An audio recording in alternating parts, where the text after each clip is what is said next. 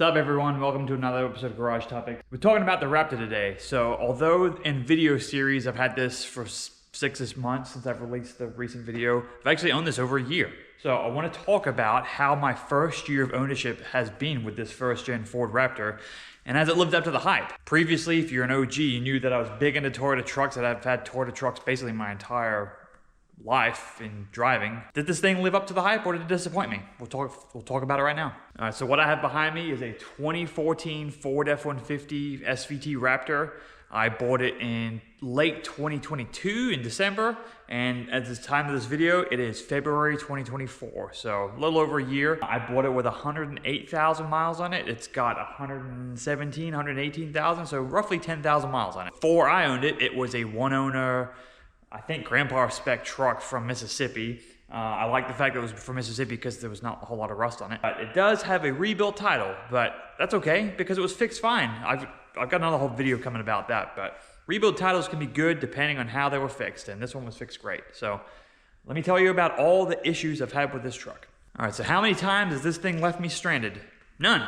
Never. It starts up and has run every single time I've driven it, which has been fantastic. As far as check engine lights go, I have had one. It was like a misfire type code. Had 100,000 miles, 10 years old. I changed out the spark plugs, the ignition coils, and the spark plug wire shortly after I got it. Fixed it right up. I've had no issues ever since. Like, that's kind of routine maintenance. I wouldn't consider that the truck's fault. It's a 10-year-old truck. So, pretty good to me. Transmission issues, have I had any? No. So this is a 2014, which apparently is the best year to get. Some of the earlier F-150s, I believe these are 12th gen F-150s, had this thing called lead frame, which is basically this computer module thing in the transmission that would freak out. It would like shift from like 5th gear down to 2nd and things like that. Do a bunch of havoc. So just this electronic module that's kind of in there when you're replacing the filter. I've had no issues with the transmission, although I do think I need to change the fluid out because it's never been changed. And I've noticed the shifts being a little bit different here and there, but it doesn't scare me at all. I think it's perfectly fine. Just need some general tune-ups. In terms of interior issues, I've had none. I don't open my sunroof very often because I read that they're notorious for going bad, so I just open up the shade, and it's a pretty small sunroof compared to most other cars I've had, so it kind of is useless in my opinion, so I don't open it. And so maybe that's why I'm having such good luck. But another notorious issue in these is the HVAC blend doors, basically switching from hot to cold. I've had no issues. I have no issues whatsoever. No issues with any of the sink stuff at all. All of the materials in here have held up incredibly well. I'm very happy with how well built this truck is compared to my Toyota days. There are some cheap, flimsy things here and there, but for the most part, very happy with it in here. And this is really my primary hauler. The back seat is filled with Cheerios and kid seats and books and what have you.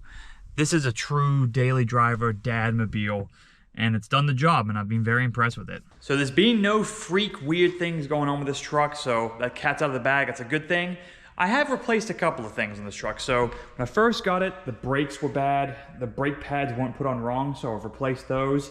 The tires were bad, but again, that's a normal vehicle thing. So I've got Toyo tires in here. The AT3s have been great.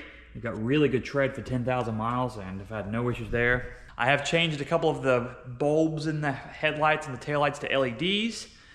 In doing so, I've used the 4Scan tool. You can watch a bunch of videos about that. Basically, this module that plugs into your OBD2 plug. And you can control different modules in the car, which is pretty cool. So what that let me do is I put LEDs in. I don't have to do a hyper flash module. I just turn that off.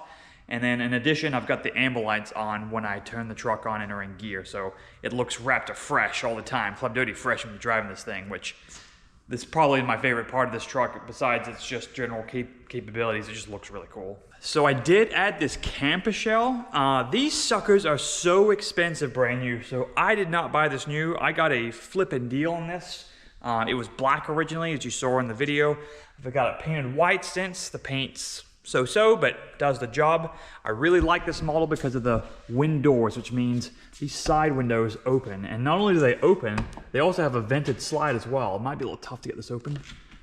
Boom!